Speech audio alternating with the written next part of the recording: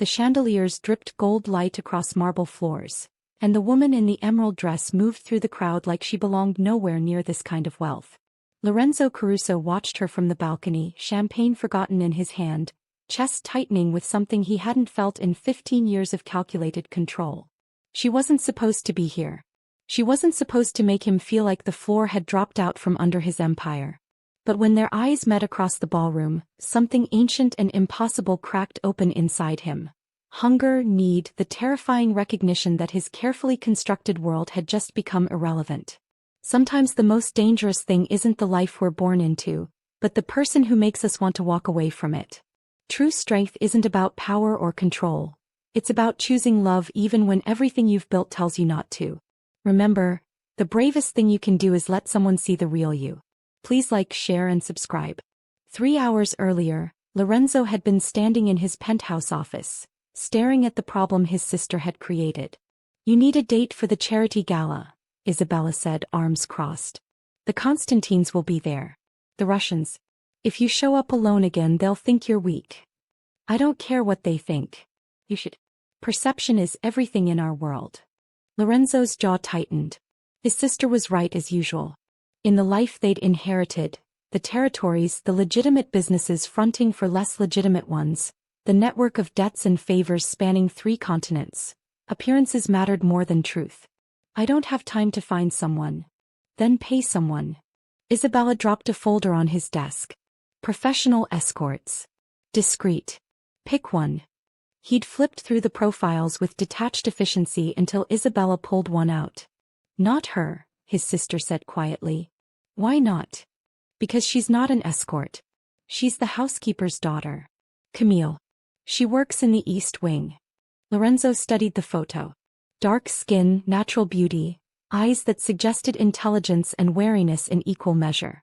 Something about her face made him pause. "She needs money for her mother's surgery," Isabella continued. $5,000. "She's been picking up extra shifts, but it's not enough. So offer her the job." "Lorenzo. 5,000. One night. She says yes or no." Camille stood in the kitchen of the Caruso estate, phone pressed to her ear, listening to the hospital administrator explain that her mother's surgery had been moved up. They needed the deposit by tomorrow. $5,000 she didn't have. When Isabella Caruso found her an hour later, Camille was crying in the pantry. "I have a proposition," Isabella said gently. Later that evening, Camille stood in front of her bathroom mirror, barely recognizing herself. The emerald dress Isabella had sent fit perfectly, hugging curves she usually hid under loose uniforms. Her natural hair was styled in soft curls, and the makeup artist had enhanced rather than masked her features. She looked expensive, confident. Nothing like the woman who scrubbed floors and changed sheets. The car that picked her up was a Mercedes with tinted windows. The driver said nothing during the 20-minute ride to the venue. Camille spent the time reminding herself this was just a job. Stand beside Lorenzo Caruso for 3 hours. Smile. Make small talk. Pretend to be someone she wasn't. Then collect $5,000 and save her mother's life. Simple.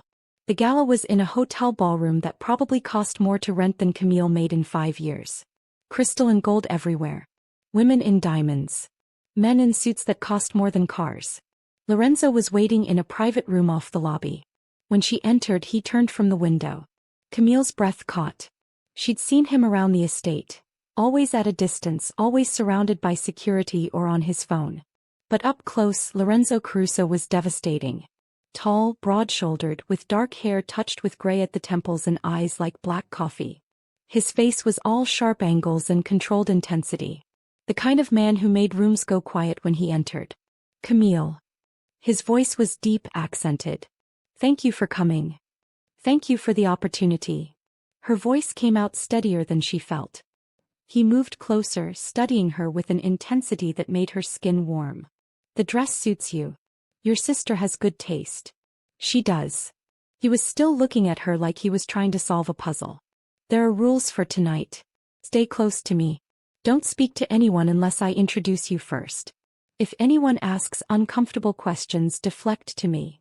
"What kind of uncomfortable questions?" "How we met. How long we've been together. Whether it's serious." His eyes held hers. Tell them we're private people. Nothing more. And what's the truth? The truth is I'm paying you to stand beside me and make certain men believe I'm not as alone as they think I am. He said it without shame or apology. Can you do that? Camille thought of her mother in a hospital bed. Yes. Good. He offered his arm. Then let's begin. The moment they entered the ballroom, Camille understood why Isabella had insisted on this arrangement. Every eye turned to them. Conversations paused. The weight of attention was suffocating. But Lorenzo moved through it like he owned the air itself. His hand settled on her lower back, warm, possessive, grounding. She felt the message he was sending to everyone watching. This woman is mine. It shouldn't have affected her. This was just a transaction. But her body didn't care about logic. An hour into the evening, a man approached them. Silver-haired, expensive suit, smile that didn't reach his eyes. Lorenzo. I didn't know you were seeing anyone. Victor. Lorenzo's voice was cool. This is Camille. Camille Victor Constantine. He runs the shipping operations in the port district. Among other things. Victor's gaze slid over her in a way that made her skin crawl. You've been keeping her a secret. I keep many things secret. Clearly.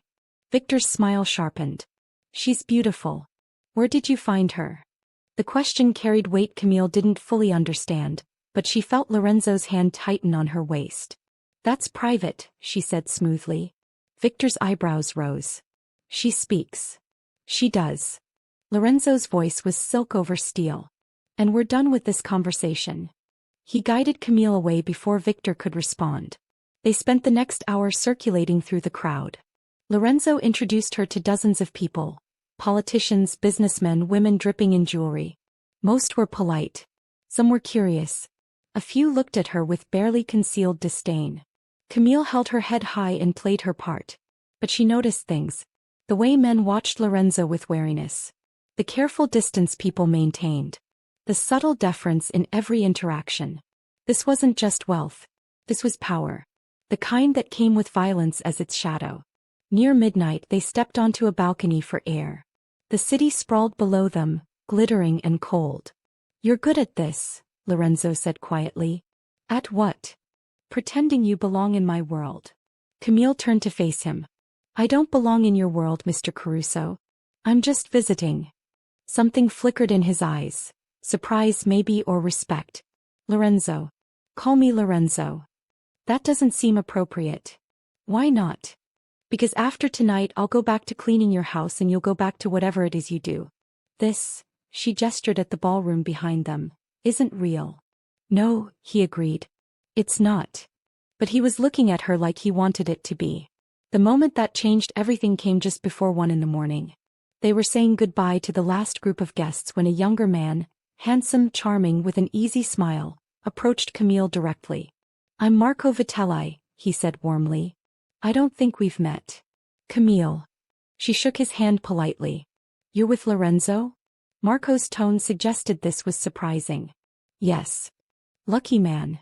Marco's smile widened. If he ever makes the mistake of letting you go, I'd love to take you to dinner. It was flirtation, harmless and open. The kind of thing that happened at events like this. But Lorenzo's hand wrapped around her wrist, not painful but unmistakably possessive, and pulled her back against his chest. She won't be available, Lorenzo said quietly. His voice was calm. His eyes were murder. Marco raised his hands in mock surrender. Just a compliment, friend. I'm not your friend. The temperature in the room dropped 10 degrees. Marco left quickly.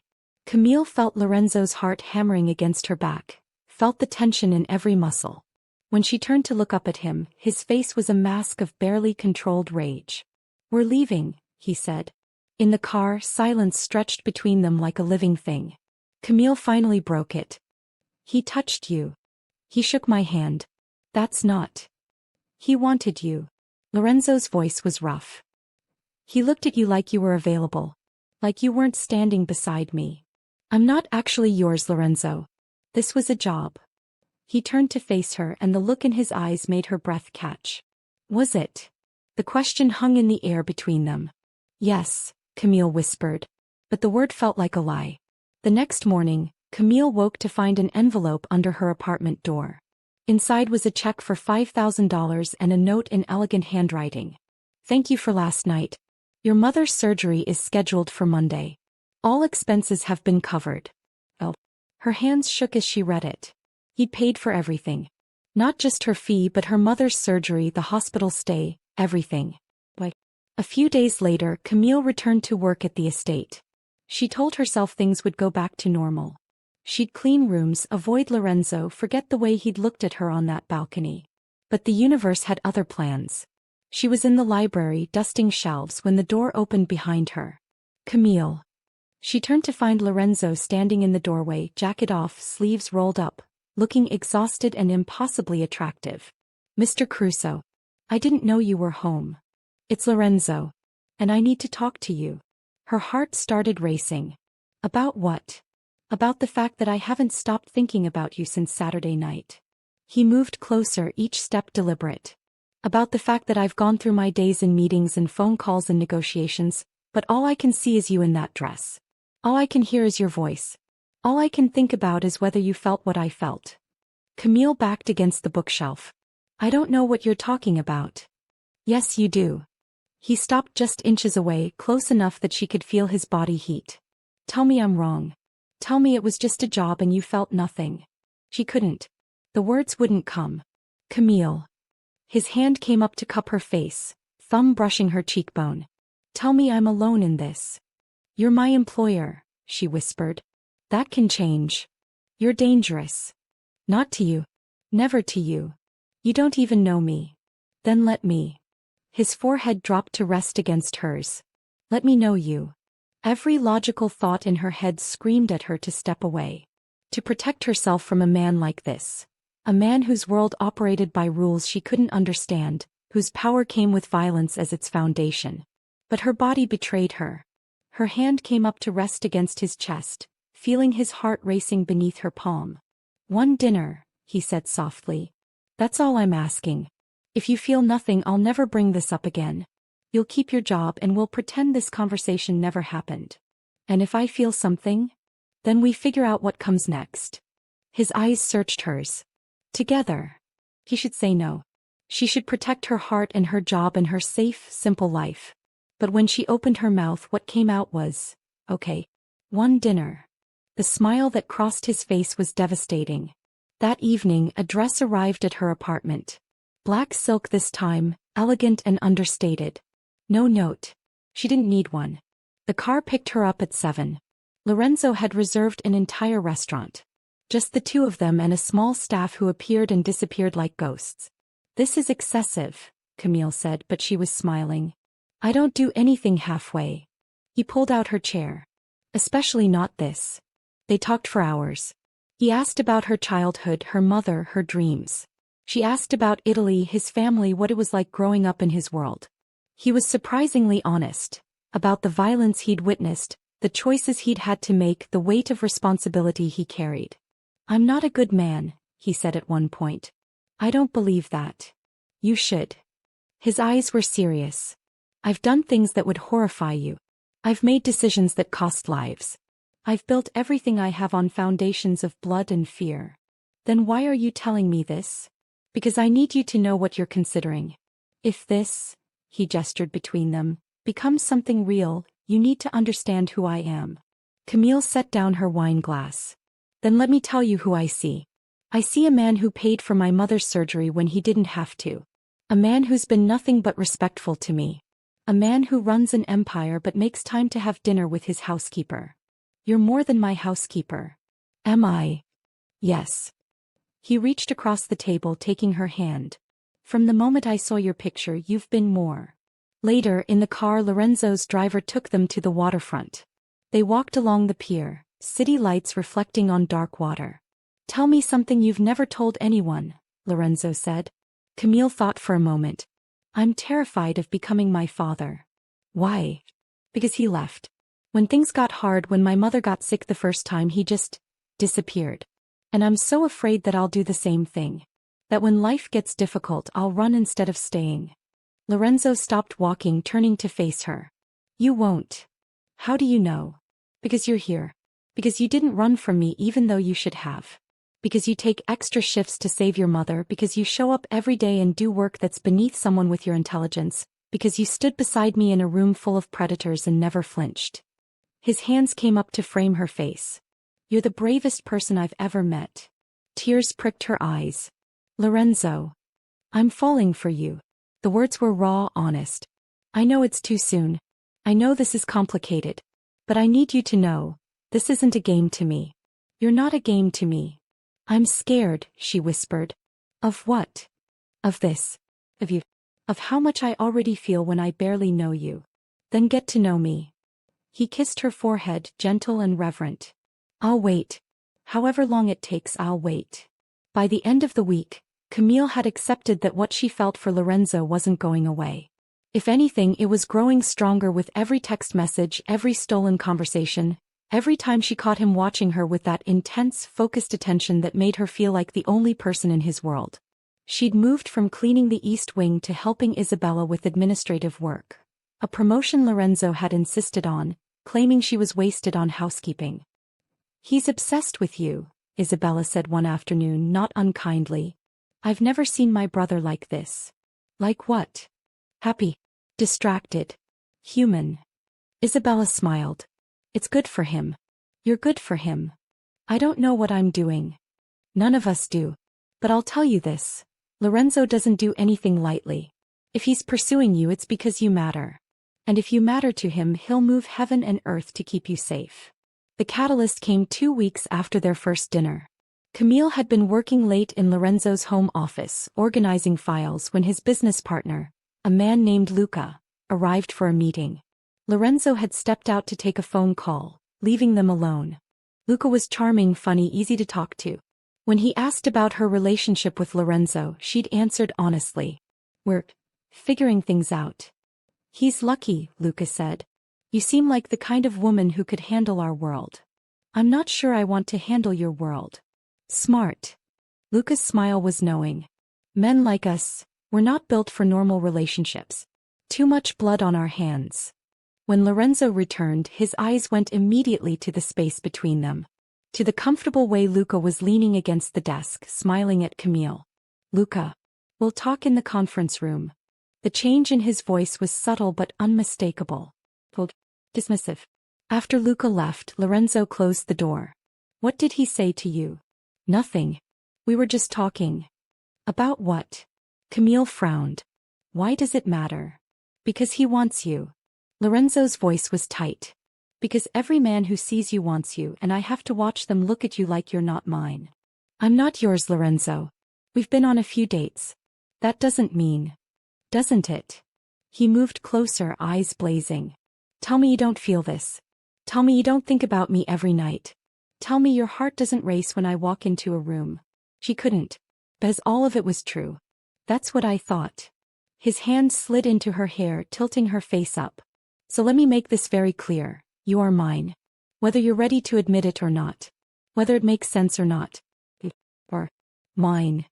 Then he kissed her. It was claiming, consuming, desperate. His mouth moved over hers like he was drowning and she was air. Camille melted into him, hands fisting in his shirt, body pressing against his as 14 days of tension finally broke. When they pulled apart, both breathing hard, Lorenzo rested his forehead against hers. Stay with me tonight, he whispered. Lorenzo. Not like that. I need you near me. Please. She stayed. They ended up on his bedroom balcony, her wrapped in his jacket, his arms around her waist as they watched the city below. Tell me about Italy, she said softly. So he did. He told her about growing up in Sicily, about his father's empire, about the day he'd realized he would inherit a legacy built on violence. About his sister and their mother who'd died when they were young.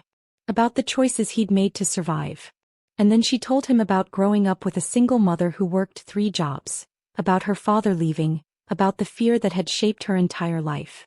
They talked until dawn, and when the sun rose, Lorenzo walked her to the guest room and kissed her goodnight with a gentleness that made her ache. Thank you, he whispered against her lips. For what? For seeing me. The real me. And staying anyway. The next morning everything changed. Camille woke to raised voices downstairs. She found Lorenzo in his office, surrounded by security, Isabella looking pale and frightened. What's wrong? Lorenzo's eyes met hers and she saw fear for the first time since she'd met him. You need to leave. Now. What? Why? Because someone just put a hit out on anyone I care about. His voice was steel but his hands shook when they gripped her shoulders. And that means you're a target. Within an hour, Camille was in a car with two of Lorenzo's security guards, heading to a safe house across the city.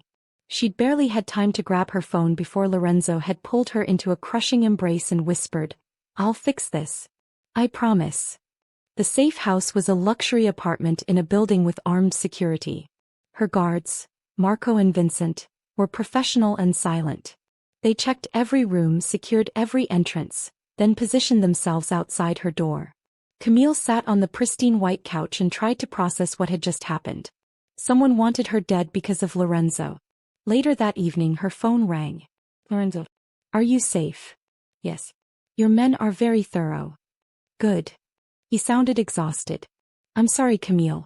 I should have seen this coming. Who's behind it? Victor Constantine.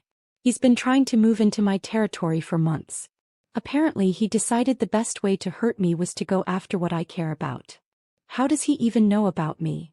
Silence on the other end. Then, the gala. He saw us together. Saw how I looked at you. And that was enough. Camille's chest tightened. So this is my fault. No. Lorenzo's voice was fierce. This is my fault. My world, my enemies, my failure to protect you. You can't protect everyone from everything. I can protect you. And I will. Pause. I need you to stay at the safe house until this is resolved. How long will that take? I don't know. Days. Maybe weeks. Weeks. Lorenzo, I have a job. My mother is being moved to a private facility with round-the-clock security. Your job is waiting for you when this is over. But right now the only thing that matters is keeping you alive. The first few days were suffocating. Camille was trapped in luxury, beautiful apartment, gourmet meals delivered 3 times a day, every amenity she could want, but it was still a cage. Lorenzo called every night. Sometimes they talked for hours. Sometimes he just wanted to hear her voice before going into another meeting or confrontation. I miss you, he admitted on the 4th night. I miss you too. This isn't how I wanted this to go. Us. I know. When this is over. He stopped and she heard the weight of everything unsaid. When this is over, what? I want to do this right. Take you on proper dates. Introduce you to everyone as mine. Make sure the whole world knows you're the woman who brought Lorenzo Caruso to his knees. Camille smiled despite everything. That's quite a claim. It's the truth. His voice was rough with emotion. You have no idea what you've done to me, Camille. I've spent 15 years building walls, staying in control, never letting anyone close. And then you walked into my life and destroyed everything in the space of one night. Is that a good thing? It's the best thing that's ever happened to me. A week into her confinement, everything fell apart. Camille woke in the middle of the night to shouting. Gunshots. Her door burst open and Vincent was there, face grim. We need to move. Now. What's happening? They found you. Terror flooded her system. Vincent pulled her through the apartment, down a service elevator, into an underground garage where another car was waiting. They drove through the city at breakneck speed, Vincent on his phone the entire time. When they finally stopped, they were at Lorenzo's estate. But not the main house, a separate building on the property, smaller and fortified. Lorenzo was waiting. The moment Camille stepped out of the car, he was there, pulling her into his arms with a desperation that stole her breath. Are you hurt? No. I'm fine. He held her tighter, face buried in her hair. She felt him shaking. Lorenzo. I almost lost you. His voice broke. They got past my security. They were minutes away from you. But they didn't get me. I'm safe. He pulled back to look at her and the raw fear in his eyes made her chest ache. This is my fault. All of it. No. Yes. He stepped away, running his hands through his hair. I brought you into this. I made you a target. I was selfish and reckless and I should have stayed away from you. Lorenzo, don't. You need to disappear, Camille. New identity, new city, new life. I have people who can make it happen. You'll be safe and you'll never have to worry about my world touching you again. The words hit her like a physical blow. You're sending me away? I'm saving your life. By erasing me? By pretending we never happened. By making sure Victor Constantine and everyone like him can never use you to hurt me. His jaw was tight, eyes haunted. Don't you understand?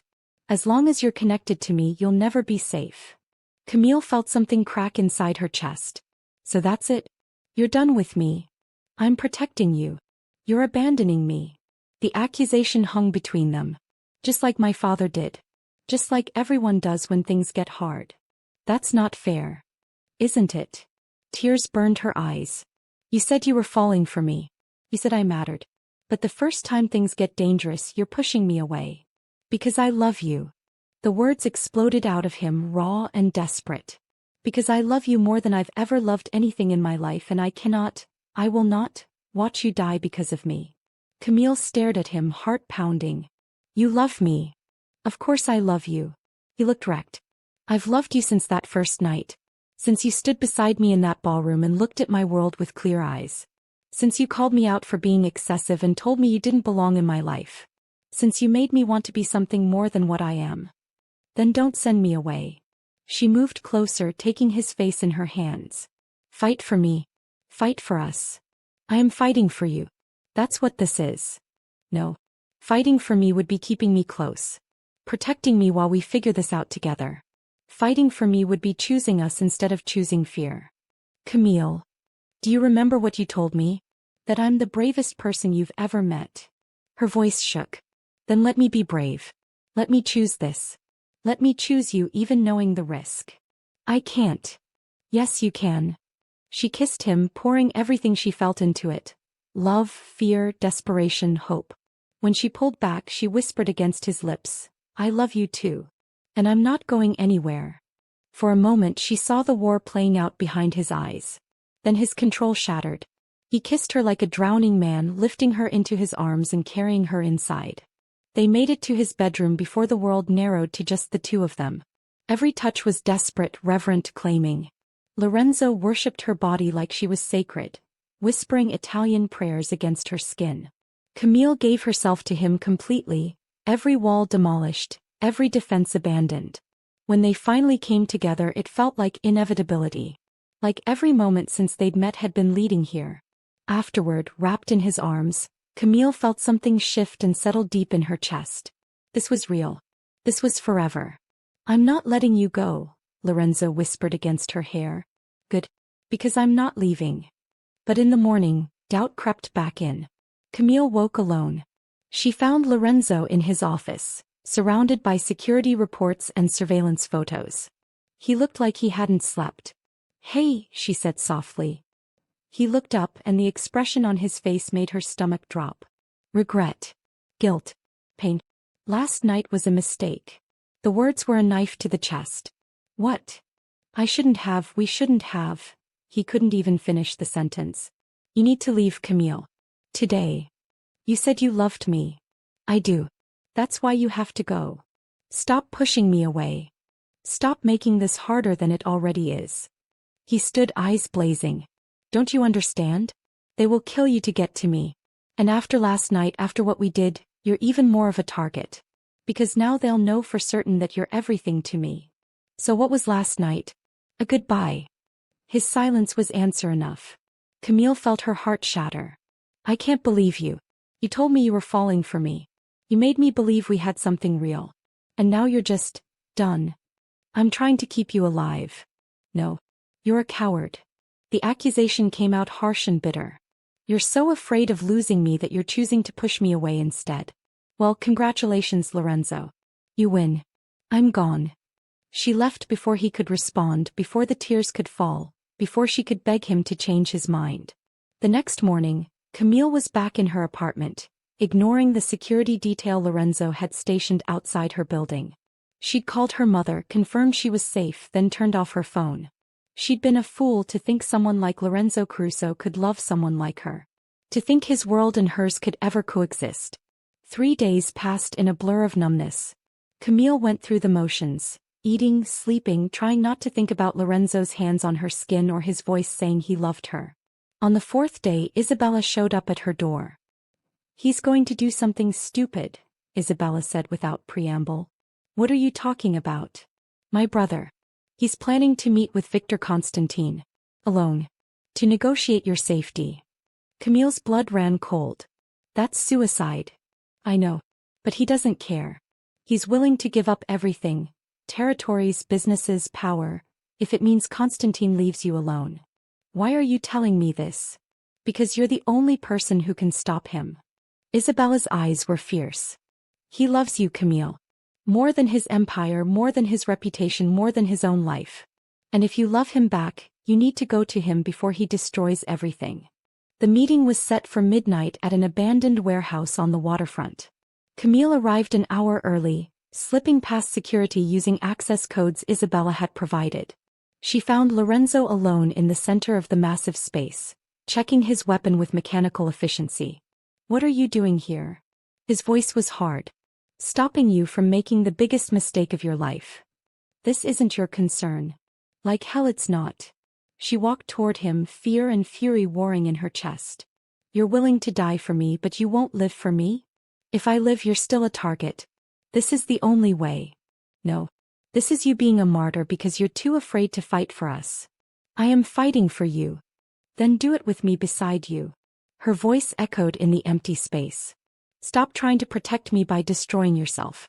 Stop making decisions for both of us. If we're really doing this, then we do it together." "Camille. I love you, you stubborn, self-sacrificing idiot. And I'm not going to stand here and watch you throw your life away because you're too afraid to be happy." Lorenzo stared at her, weapon forgotten. "You shouldn't be here." "Too bad. I'm here. And I'm not leaving.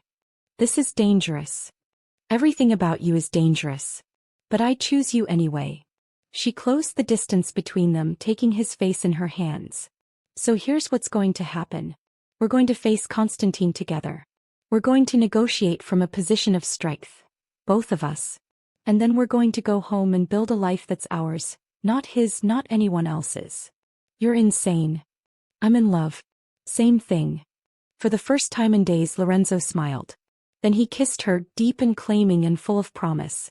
"If we do this, there's no going back," he said against her lips. "Good. Because I'm all in." When Victor Constantine arrived with his men, he found Lorenzo and Camille standing together. United. Unbreakable. "This is unexpected," Victor said, eyes narrowing. "I thought you'd come alone, Lorenzo." "Plans changed. And the girl is my partner. In everything." Lorenzo's hand found Camille's, fingers interlacing. "Which is why we're here to make a new arrangement." "I'm listening." "You want my eastern territories. You can have them. In exchange, everyone I care about is off limits. Forever. You come near her, her family, anyone connected to me, and I burn your entire operation to the ground." Victor considered this. "That's a significant concession. It's non-negotiable. And what's to stop me from just taking the territories and killing her anyway?" Lorenzo's smile was cold. "Because I've spent the last week compiling evidence of every illegal transaction you've ever made. Every bribe, every murder, every deal. It's currently sitting in a secure location with instructions to be delivered to the FBI, Interpol, and the Italian authorities if anything happens to me or mine." Victor's face darkened. "That's a dangerous game. It's insurance. Take the deal or don't. But know that if you choose war, I will destroy you and everyone you love." Silence stretched between them. Then Victor laughed. "You've changed, Crusoe. Become ruthless in new ways." "Love does that." "Apparently." Victor looked at Camille with new respect. "She must be extraordinary." "She is." Victor extended his hand. "We have a deal. The territories are mine. Your people are safe." They shook on it, and just like that, the war was over. A month later, Camille moved into Lorenzo's estate officially. Not as an employee but as his partner. His equal. The transition wasn't easy. There were whispers, judgment from people who thought she didn't belong. But Lorenzo shut down every comment with cold efficiency, making it clear that anyone who disrespected her was disrespecting him. Isabella became her closest friend. Lorenzo's security team became her family. And slowly, impossibly, Camille found her place in his world. 6 months after that first night at the gala, Lorenzo took her back to the same ballroom for another charity event. But this time, everything was different. This time when they walked in together she was wearing his ring. "Marry me," he'd said 3 weeks earlier, dropping to one knee in the library where they'd had their first real conversation. "Not because it's logical or safe or expected, but because I can't imagine my life without you. Because you're the bravest, most incredible woman I've ever met. Because you saw the worst of me and loved me anyway." She'd said yes before he could finish. The wedding was small, just family and close friends. Lorenzo wore a black suit, Camille wore ivory lace, and when they said their vows, there wasn't a dry eye in the room. "I promise to protect you," Lorenzo said, voice rough with emotion. "But more than that, I promise to trust you to protect yourself. To stand beside you, not in front of you. To choose us always, no matter how hard it gets." "I promise to love you fearlessly," Camille replied, tears streaming down her face. "To call you out when you're being stubborn, to remind you that you're more than your empire, and to build a life with you that's ours alone." When they kissed, it felt like coming home. A year later, Camille sat in the library, hand resting on her swollen belly, watching Lorenzo work at his desk. He'd stepped back from the more dangerous aspects of his business, focusing instead on legitimate enterprises and building something he could be proud of. "You're staring," he said without looking up. "I like looking at you." He smiled, setting aside his papers and crossing to her. His hand joined hers on her stomach, feeling their daughter move beneath their palms. "We made this," he said softly. "We made a lot of things." She gestured around them. The home they'd built, the life they'd created, the love that had conquered everything. "I never thought I could have this. Happiness. Peace. Family." "Neither did I." Lorenzo knelt beside her chair, eyes shining. "Thank you." "For what?" "For being brave enough to choose me. For not running when things got hard. For showing me that love is stronger than fear." Camille cupped his face, kissing him gently. "Thank you for fighting for us. For proving that even in the darkest places, love can win." Their daughter kicked and they both laughed, foreheads pressed together, completely and utterly in love. Sometimes the most dangerous thing isn't the life we're born into, but the person who makes us want to walk away from it. Lorenzo had been willing to sacrifice everything for Camille's safety. She'd been willing to risk everything to stand beside him. And together they'd built something neither violence nor fear could destroy. Because in the end, love hadn't just conquered the danger. It had transformed it. Had taken two people from different worlds and created something new. Something beautiful. Something worth fighting for. And as Camille watched the sunset paint the sky in gold and crimson, Lorenzo's arms wrapped around her and their daughter moving between them, she knew with absolute certainty that she'd made the right choice. She'd chosen love. She'd chosen him. She'd chosen them. And she'd do it again in a heartbeat.